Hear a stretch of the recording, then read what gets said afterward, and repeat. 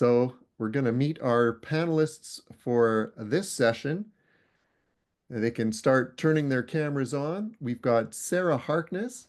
She is the Director of People and Culture with EllisDon, with over 10 years of HR experience. Sarah has been with EllisDon for over 6 years, supporting its people and culture operations on a national scale. Leading a team of 30, her group is responsible for the end-to-end employee experience. We also have Alicia Maxim-Welsh. She is the Organizational Development Manager with Graham Construction. Alicia is experienced in the creation and execution of initiatives for employee engagement, performance management, policy development, and more. We also have Jay Mallan, who is the owner of Burnaby, BC-based JJM Mechanical Group, a successful mechanical contracting company he founded 14 years ago, all on his own, and he's since grown the business into a crew of 14. Entering the trade back in 2000, Jay takes some pride in having built a good, hardworking team, and that building process, which includes keeping his employees happy. We're going to learn more about that. And Ravi Tangri. He's the Chief Cultural Officer with Simul Group, and he works with CEOs and business owners to grow both employee engagement and their businesses. He's worked on change and leadership development programs in the energy sector across Canada, in Canada. So welcome all. Good afternoon. Thank you for being here with us. Good afternoon. Okay, so to set the table, I will be directing my first question to Sarah.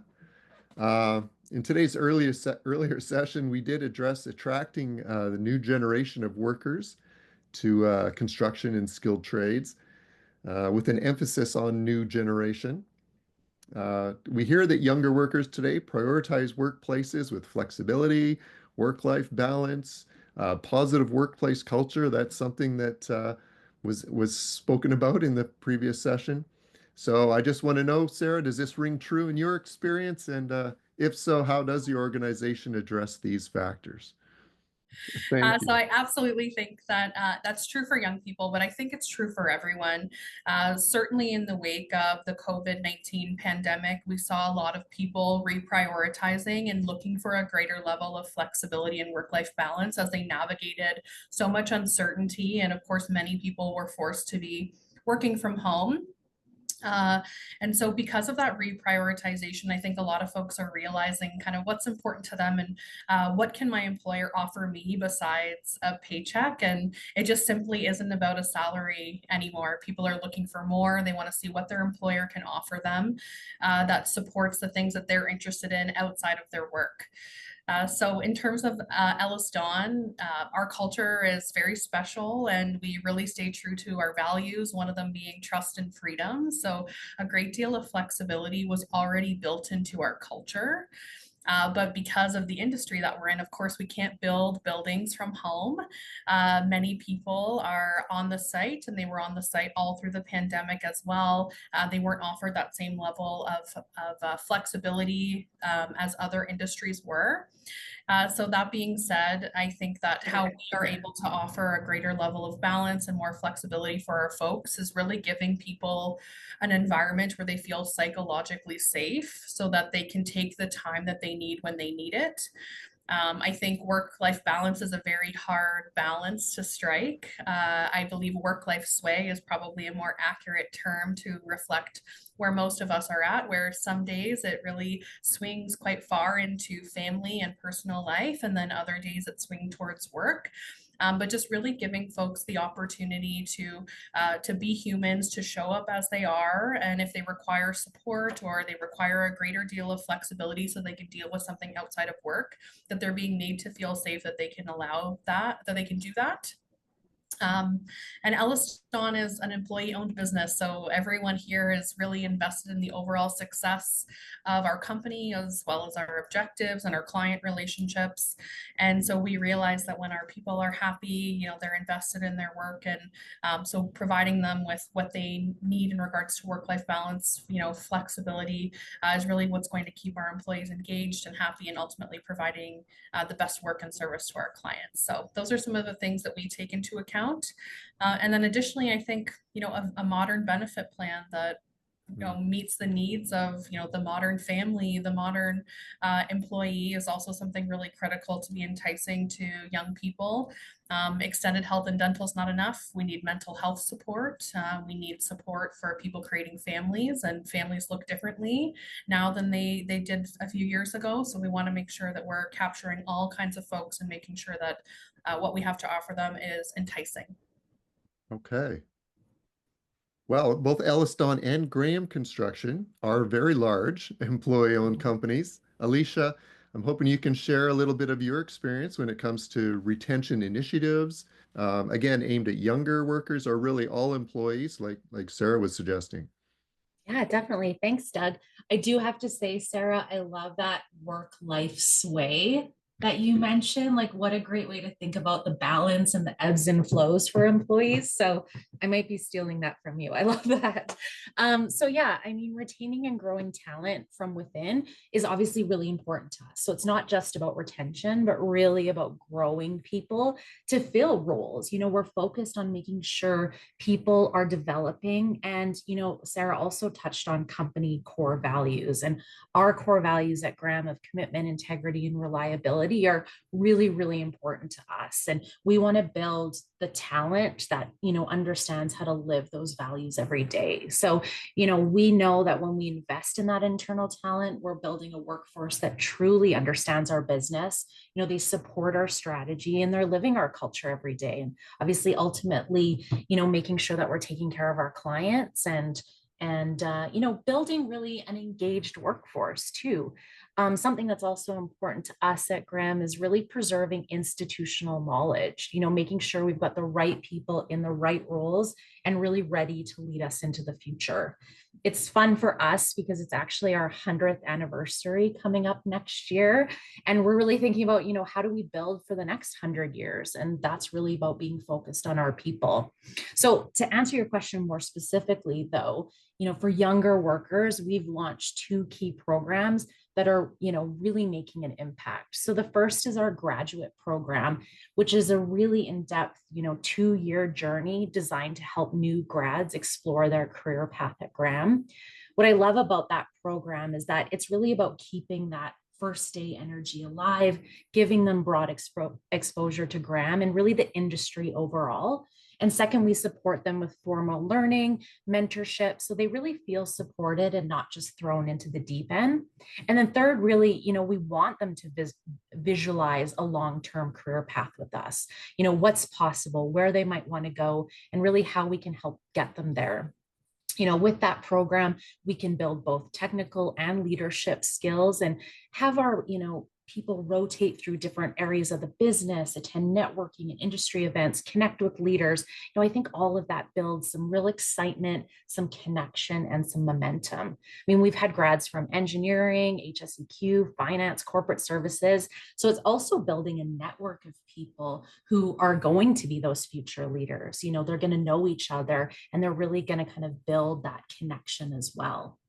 I also want to highlight, you know, that program for us is a big initiative in supporting retention. You know, we see in our data an 85% retention rate in those folks. So really, really great to see kind of the outcomes of that as well.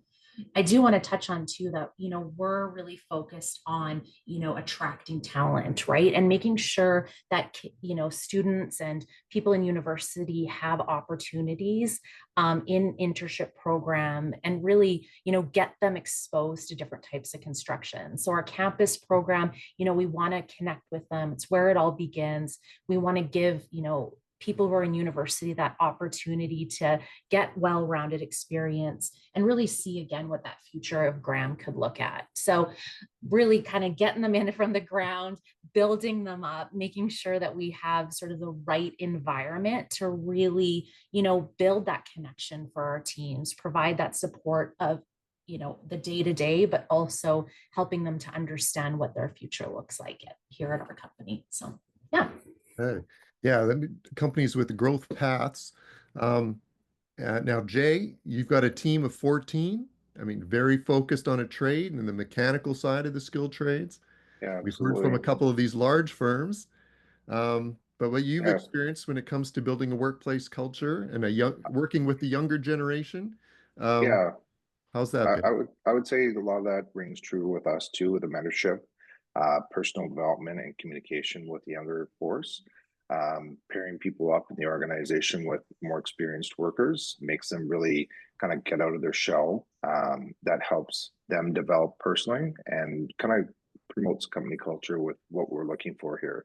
We don't want to throw people in the deep end. We want them to feel supported throughout their trade apprenticeship, whether it be in plumbing or HVAC, sheet metal, gas, you name it. We try to do that. Personal development for us, making sure they understand it's not ending when they get their ticket. There's other avenues. You can be an estimator. You can go out and be a foreman. There are other avenues within the company to develop your skill set. And so in that sense, it's a career. It's not a job. But getting them to change their minds from like, oh, it's just a job. No, it's not. It's a career path. Some of the smaller things we try to do, we listen to them. They like the gourmet coffees. They like having the little snack bars. They like having juice box. Whatever it happens to be. But we try to listen to their needs and go, okay, let's have that at the shop. So when you guys come in for the office, you guys feel like you're coming by your place or your buddy's place. You're picking up something to go. And I know a lot of these younger guys don't eat breakfast, so this is a good opportunity to get them a little something in the morning and start their days right. Very good. So, yeah, tailoring your environment to their needs a little bit. Absolutely. Yeah. Okay. Now, Ravi, you've worked with company leaders in developing their work cultures. Hoping you can add to the principles that work at retaining and engaging. Again, we're kind of talking about today's younger generation of workers, but I guess all workers really. What are people? Yeah, I think you're right. It's been an issue with younger workers, but the pandemic changed things for a lot of people. It made a lot of people really think, is this what we really want to be in these sort of work environments? So I think you're finding a lot of boomers, a lot of Gen X are going, no, I want these things too. When someone in the last panel was talking about life-work balance, well, and I do say life-work balance, not work-life balance. Life comes first. And that's getting increasingly important, I think, for all ages. But for me, for engagement, I like to go by what works, what's proven. And what we found, clear experience research shows there's 6 drivers in engagement that you can work on. You cannot build engagement just by focusing on engagement. You work on these 6 engagement increases, which will help you. People need to feel connected. They need to know how what they're doing and their goals link to what's happening in the whole organization. As much as I hate the word empowered, it's a buzzword, it's overused, I think, but it's that. But what it comes down to is knowing what their performance expectations are, and then they're free within that scope to make the decisions that they need to. And then they need to know if it goes beyond that, where to go. The ability to grow, so they're getting performance feedback, they're getting training opportunities, learning, doing all of these things. They're feeling inspired. So this is where they actually initiate talking with others about how can we work better? How can you cultivate an environment where they actually initiate, how could we do this better? It's not just the leader. Here's the big one. I find that in most organizations I go into, which is a big weakness, feeling valued. When someone treats you with respect and when you're not. And that's a big gap for a lot of organizations, should really feel appreciative of where they're at. and then performance, so that they understand what's required and they take initiative to say, how do we meet these goals? For the leaders, the biggest thing is to move from assuming you've got to solve every problem to how can you move more to co-creative leadership. So if there's something that changes, have a conversation with your team. Say, how do we do this? To me, the leader's job is not to do anything. It's to make sure it gets done. And if you can do that co-creatively, that's a huge opportunity for engagement. Does that make sense? Yeah, but what was that that don't teach, show, don't give me, now I forget how it goes. Don't give me a fish, but teach me how to fish. That kind of Show me how to fish. Yeah. Right. Or figure out how to fish, because it's a whole new environment, and what worked may not before may not work now. Right. Yeah. Okay. So again, engagement from the top, which is, I think, pretty critical. Alicia, you actually kind of spoke to how Graham kind of encourages training and progression. Maybe just I don't know if you can talk a little more about that, and even like the people that are a little more hands-on, just training, career advancement, and then why that works as a retention tool. Yeah, absolutely. I touched on earlier that developing talent from within, again, big priority for us, building on that deep institutional knowledge that people bring, while also, fostering adaptability and innovation. One of the things I love about the construction industry is that it's really full of natural problem solvers. So, I think that mindset really supports like a strong learning culture. So we build on that, right? So at Graham, we've nurtured that culture for years. And in this organization, I think we actively support that culture and that sort of mindset at every level, whether someone's just starting out, as I'd mentioned, our grad program and really focused on that campus attraction, or if they're in mid-career or in a senior leadership role, we really offer a wide range of programs and resources to help in that development. So, I want to touch on a couple of our specific programs and kind of how I feel like that really relates to that retention component. So one program we're especially proud of is our Builders Framework. So this for us is an in-house built course. It's a suite of courses really designed to teach employees, how to build the Graham way. Again, 100 years old, we're pretty proud of that legacy and taking that institutional knowledge into the future. But really, what's great about that too is it brings in professionals in our organization, people who've got 15, 20 years of hands-on experience. So not only are we building, this development culture, but we're offering sort of career opportunities to people who, are learning, but also who can apply that knowledge and really train and teach other people as well. That program offers, a lot of real world insight. And I mean, we're pretty proud of it. Gold Seal certified Canadian Construction Association. It's pretty impactful for us for sure. But, I do want to highlight that it's really not just about training. And, Ravi, you touched on this as well, that we need to make sure that our leaders are set up. And I think career conversations also have to be a big focus. And we're making sure that, employees and managers understand that, there is a component of, talking about your career, talking openly about growth and the goals and the skills really needed to get to the next level. So, we want our employees to take their careers into their own hands and kind of solving those problems, right? So maybe that's like stretch assignments, joining a special project, or being open to mobility, moving to different sites, taking on sort of some of those projects. I think making sure that employees and managers are having open conversations and really talking about those clear path forwards. And then for us, making sure that we're supporting in that. I do also want to touch on, Ravi talked about connection.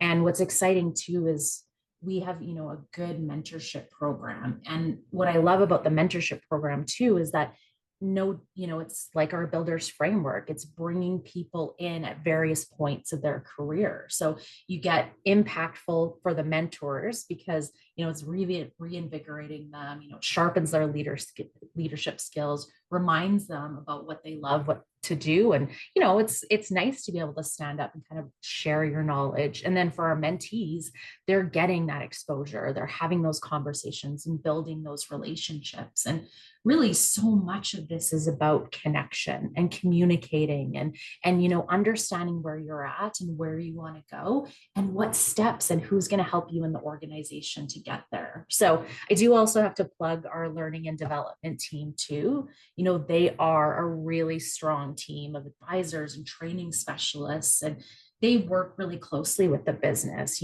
creating that content, whether it's technical training or leadership development or career planning, being agile and responsive. So I think they play a huge role in making sure our people feel supported and empowered. And, I think holistically, when employees see an organization that's investing in their growth, not for today, but for their whole career, that's really the retention tool, right? Knowing that a company is going to support you and you can see yourself really there long term. So proud of all those things we're doing. Okay.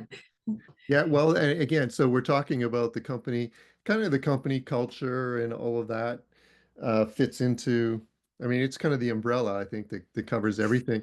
Sarah, I was just at EllisDon, the kind of accommodations that you're making. I mean, again, for that welcoming and both progressive work environment, and that's certainly that helps to keep people engaged. As Ravi said, people know when they're maybe not being spoken to well. And so you need to have that kind of a welcoming environment. Can you speak to that at EllisDon? Absolutely. So I think that the welcome experience for candidates and for employees, it starts well beyond their first day when they're stepping through the doors and entering into an orientation session. There are many touch points along the way where they are experiencing the welcome into the business, and it could be their very first phone call from a recruiter inquiring about their application.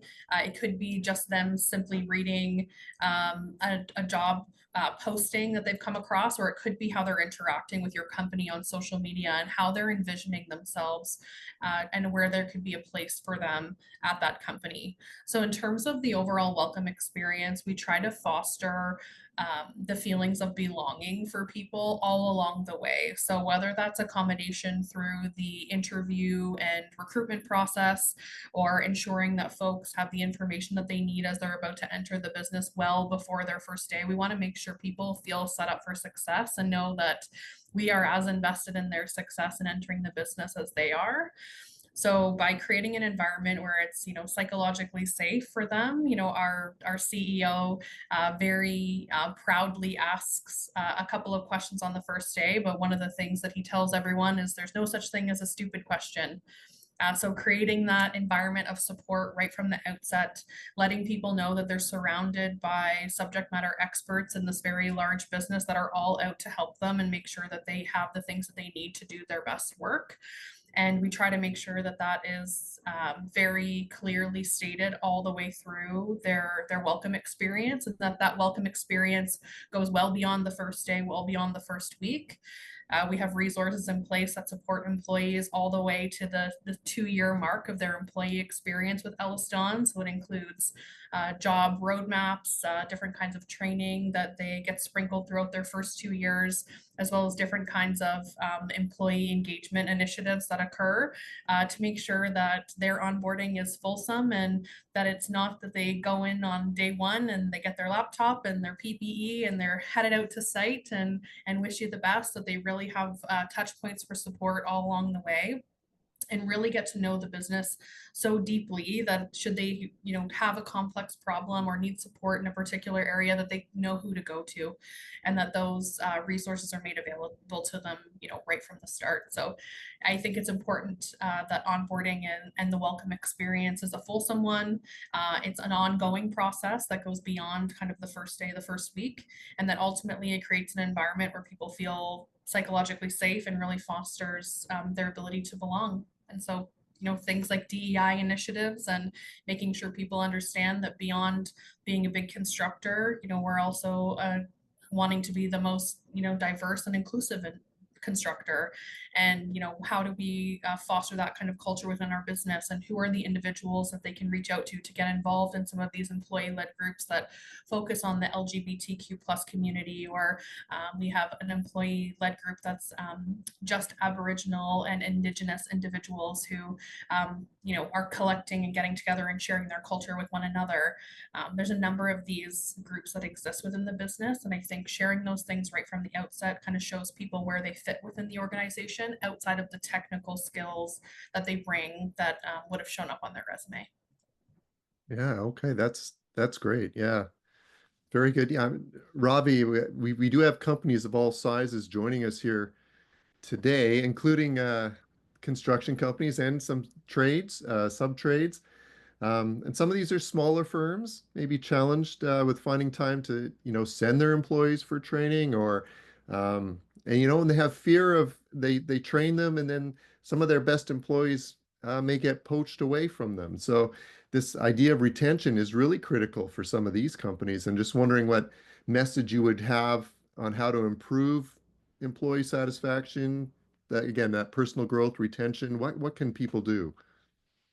Absolutely. I mean, it's perhaps easier with EllisDon, with Graham, to, have some people go for training because you've got more capacity to fill in. When you've got 14 people like you, Jay, one person goes and it's like it has a significant impact, particularly when they've got a certain specialty, I imagine.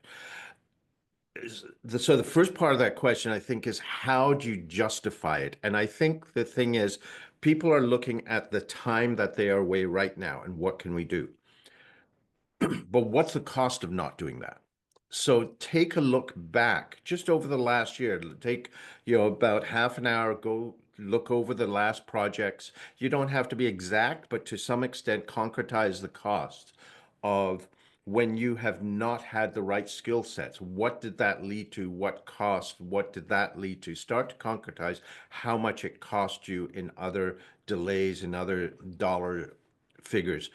If someone was not, also mistakes, right? If they don't have that training, or if you don't have a properly qualified person, when you've had that gap, what has been the impact on you, on your work, on the rest of your team?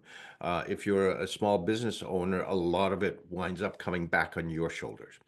So start to concretize the time, the dollars in the last year, and then you get a better idea of the trade-off, because instead of just looking at the cost of this training for a couple of days, let's look at what is the impact over some time. And that's what's going to go forward if you don't invest. It really is about ROI to me. And so how can I make time for these couple of days so that I can minimize all of those other costs that would happen if I don't? The other thing about poaching from competitors is, I remember in the last panel, they were talking about how people will talk about their work environments. People will talk about work environments that suck. People will talk about work environments that are good. And the fact is, and I noticed Colin made a comment about pay is important. Yeah, you do need a certain amount of pay, but even though everyone thinks money, after a certain amount, if you can get that base amount, it's not a motivating factor. It's really clear. If you get a raise that's motivating for a week, then it's just the norm, right?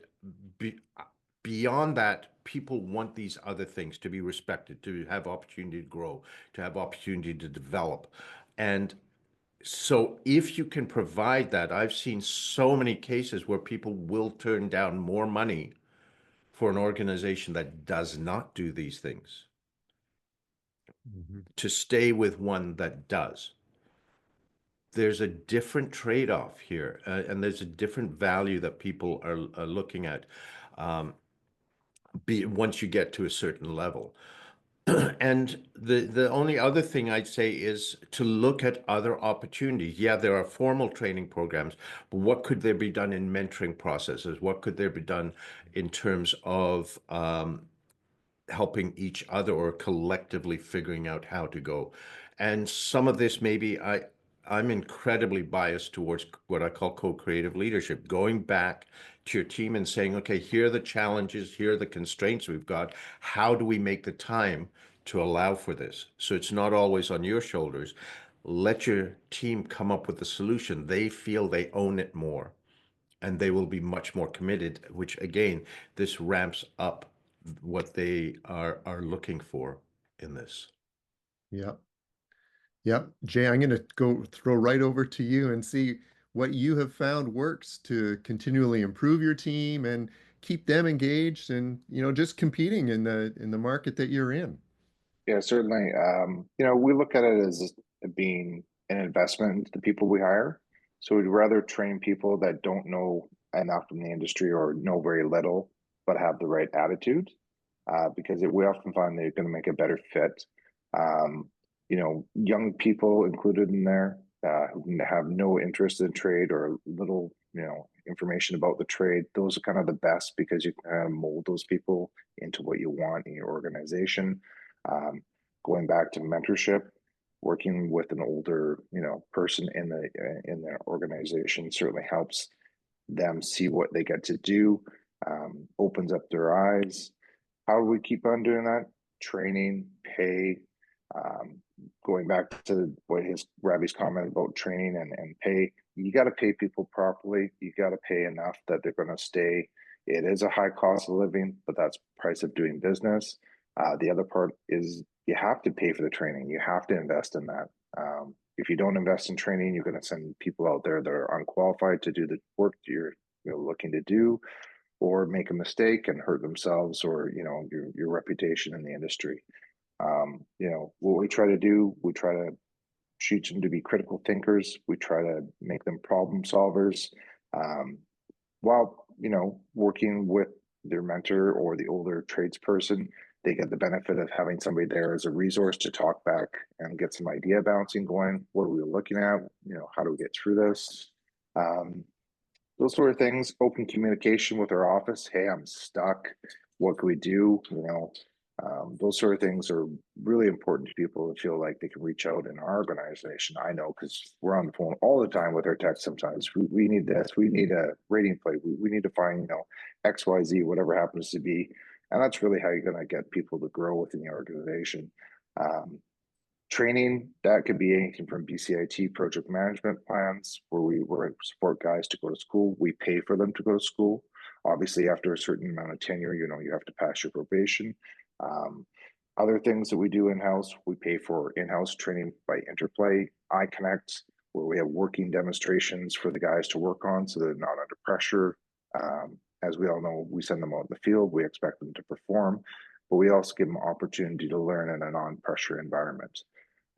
We certainly don't have the Graham or the EllisDon mentorship programs, but we would certainly like to think that it's along those lines to develop, good core values within the people that you're bringing in the trade.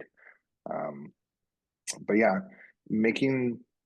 I would say, recognizing their development and their accomplishments in the trade is really important to the younger crew. We have a group chat in our organization. I encourage people to post pictures of what they're doing and say, hey, what did you guys do today? Tell us, show us, hey, I did this, so they can have some recognition for that. That group chat works wonderfully for us. Everybody appreciates it. They can share information, they can bounce ideas off guys. That's kind of what we do. That's as good as it gets around here most days, but it seems to work and everybody's pretty happy. I get a good engagement from everybody. Off work time, we do golf, we do paintball, we do barbecues, we do escape rooms. We try to get everybody together. And as happens in my organization, everybody snowboards or skis. So we ended up just buying passes for everybody, so they all could go together. Of course, the time off becomes a bit of an issue, but it did work out. That was a big hit over here. So very nice. Yeah, I recall you mentioning to me once that extremely important to have like the most up-to-date tools or those kinds of things, right? You just need to stay there. That's a baseline, I suppose. Absolutely. You just need to show that you're the newest tools, the iPads, the apps, all those guys love that stuff. I mean, if you're not running your organization on an iPad and app these days, I don't think you're doing that well. But I mean, the guys appreciate that. The newer tools, they certainly have an affection for that. So making sure that you express that we supply all the tools, the guys only have to come into the industry with the basics, you know, a hammer, a tape measure, a level, a tool pouch in your lunch, and your, you know, steel toe boots, and you're kind of good to go. We'll take it from there. So absolutely, you're right. Perfect. Thank you. So we kind of touched on this idea of potential for career advancement or just moving up in the organization. Ravi, I think you actually kind of touched on that, but that is critical. People need to see advancement opportunities. Well, I wouldn't use the word critical because I mean, there's obviously in the larger organizations, there's so much more potential. They can progress in their trade. But if you're dealing, Jay, I'm guessing you don't have multiple levels for people to advance in. So you've actually answered what I would suggest for smaller organizations. So many ways that you can help. I'm really impressed by all the things you do, by the way. Hats off to you. It's Thank you. phenomenal. Thank you. Helping them grow, paying for their learning, helping them take on different responsibilities. Maybe you can't advance them in levels or in position in the organization, but they could take on ownership of this or that. And if you start building responsibility that way, that's something where they can grow. The other thing too, this ties back to the other thought about poaching. We've got to shake, I think, the notion of we have employees for life, like we did with boomers and Gen X. I'm incredibly impressed, Alicia, with your 85% retention. That's phenomenal. But if you get these people for 5 or 10 years, you're doing amazingly. They may leave, but you know what? In the old days, if someone left, we used to say, "Don't you dare darken my door with your ever again." No, no, no. They may be back in 3 to 5 years with more skills, but wanting to work on our team again. So, we need to be open to thinking what's best for them in their progression. If you're talking about career advancement and you're a small organization, their best step may be to go somewhere else for a few years, but then you may have another opportunity for them down the road. In a larger organization, you can provide all that. In a smaller one, there may be times you have to really be flexible in thinking and honest, thinking about what's right for them, and they will remember that. And that's part of the loyalty that happens. So you need to be open to thinking about what career advancement is. If it's a larger organization, you've got much more available to you. If it's a smaller organization, how can you help them build responsibility, even though it's flat? Right. And Sarah, I'm going to go to you just in terms of the culture of continuous improvement. You want to kind of develop that within the organization. How does EllisDon do that? So I think this is one of the most important things for folks is they're looking to come into an organization that has the resources available to them so that they can grow their career and grow personally. So at EllisDon, we have a really strong culture of learning and development, and we have a team in-house that focuses on both soft skills and more of the technical skills that people are able to engage in those trainings right from the start. We also have a partnership with Skills Wave, which is an organization that connects people with accredited university programs where they can take courses, and EllisDon provides our full-time permanent employees with credit to be able to sign up for courses directly for things or through an accredited university that could lead to different certificates and so forth. So it really is about providing a variety of different touch points for training and ensuring that it isn't just about the technical, that they're able to develop their leadership as well. Our leadership program at EllisDon is called the Odyssey. It's something that is a self-directed leadership program that has leadership cafes sprinkled throughout that are hosted by senior leadership to discuss whatever the topic was of that particular module.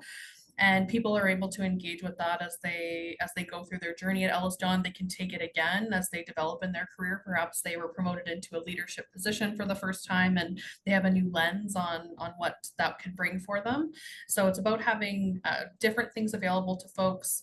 soft skills, technical skills, leadership, and then, things that maybe go beyond that to be able to keep people engaged and, provide them with opportunities to grow within the organization, and, to grow within the industry. Because as you said, Ravi, that boomerang experience is something that we often experience at EllisDon as well, where we, see folks leaving for other opportunities, and a little while later they're coming back and bringing a different perspective to the organization. But I think ultimately, providing that great employee experience is what keeps people coming back, and a huge component of that is offering a very diverse learning development experience for them, so that you're as invested in the employee as the employee is in their own growth.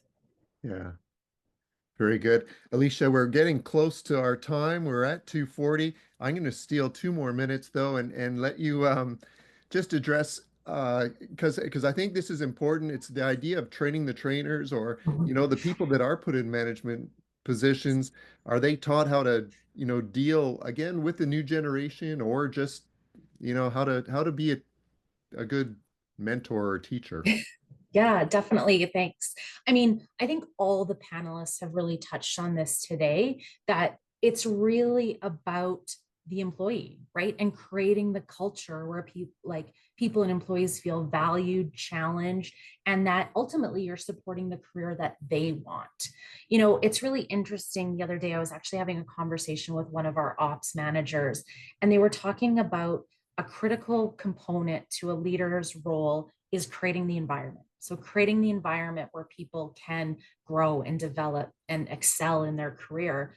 And for us, it's really about ensuring our leaders buy into that and understand that they have a role in that. It really is critical. So, for us, we do have leadership development opportunities for, people who are brand new managers, or even senior leaders really wanting to build and reinforce those skills. It's about building it into our culture and who we are every single day. So it's not just a training program, but, focusing on what we expect in our culture for our leaders to create that environment. So, making sure that our leaders understand that they are those drivers, right? So they need to have those conversations with employees to talk about, their career. They need to foster accountability, understand the needs and the desires of their people, maybe have some healthy conflict, work through, what that looks like and how to communicate properly. So we want to make sure that our leaders are really equipped to have those conversations. And again, to really create that environment that offers those development opportunities for their employees. So it has to be in the day-to-day. It has to be a part of ongoing culture. And, I think everyone on the panel has really reinforced that it's key to retention and key for our leaders to understand their role in that. Yeah. Jay, any final words on employee development and retention? A good tip? I would say listen to your employees. They're a good tempo for what's going on within your organization. Respect the decisions they make, and they will respect you back. Very nice. Yeah. Very nice. Thank you, everyone. Thank you. And thank you to everyone in attendance today, and to our panelists, Alicia Maxim-Welsh of Thank you. Graham, Sarah Harkness of EllisDon, Jay Mallan from JJM Mechanical, and Ravi Tangri from Simul Group. It's been informative, and we really appreciate your willingness to share with us today. Thank you so much for having me. Thank you, guys. Thank you.